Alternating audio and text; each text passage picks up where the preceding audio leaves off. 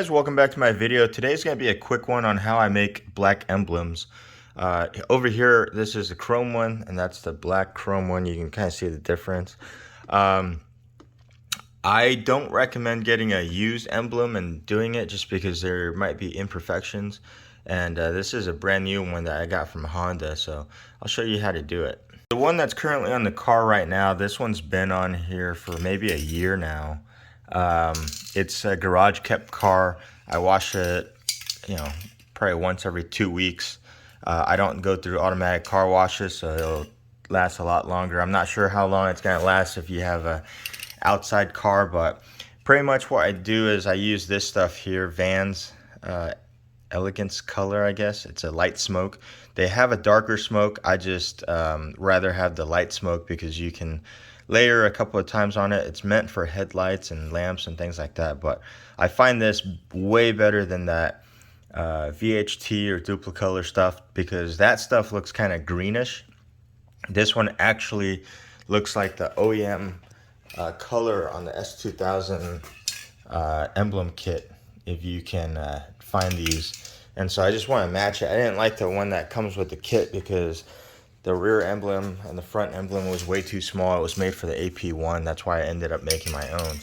All right, guys. So here's the differences between the emblems. This one right here is my original one, brand new one. This one right here is from the Honda kit, as well as this one right here on the S2000. This one right here is the one that I made black chrome. It's very similar. It's not 100%, but it's the closest color that I can get.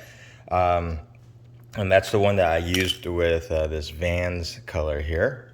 And the other thing I was talking about earlier was the Duplicolor and the Rust-Oleum ones. Duplicolor is the same as the VHT Nightshade.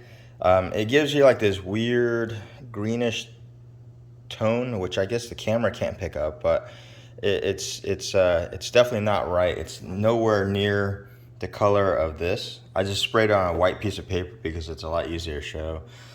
This one right here is the Rust-Oleum one. And this one has a little bit more of a purple hue to it.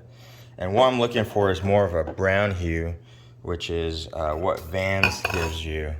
And even with this, if you were to do it in very, very light coats, it ends up looking splotchy because it kind of wants you to put more layers than what I would consider too dark for what I'm trying to achieve here. So that's why another reason why I got this light one, because you can layer more layers to get it closer to the color that you want.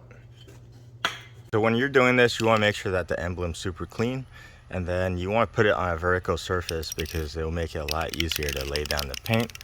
And so I just go really light.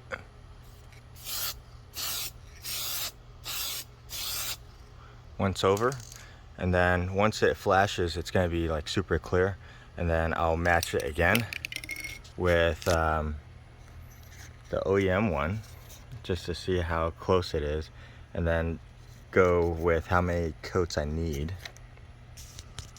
So once it flashes, it becomes shiny again. So I'm just going to go over with another layer.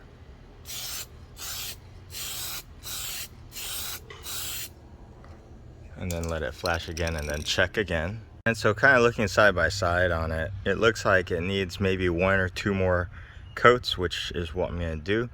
And it's not super shiny right now, but once you put your clear coat on it, that's when it starts looking really good. All right, and this is after the added 2 layers. And so I think I have a total of like 4 layers on here, but just want to make sure you're patient with it because once it starts flashing, it becomes a little bit darker, but I'm pretty happy with the results here, so I'm just gonna go ahead and clear this. You can see right here that on the bottom, that's very shiny. That's already flashed, and on the top here, you can see that it's a little milky. You just have to wait until it flashes completely, and then give it an hour or 2 before you clear it. That way, it doesn't separate from the edges like my other one. And you also want to spray in very thin layers, that way it doesn't separate on the edges as well. Here it is on the direct sunlight. You can see that it's really shiny, just like the one that comes with Honda. And then I just have to clear it. And here's an example of one that I did for my TL using the same methods. I hope the camera can actually capture it, but it's like really shiny. There's no blotchiness or anything like that.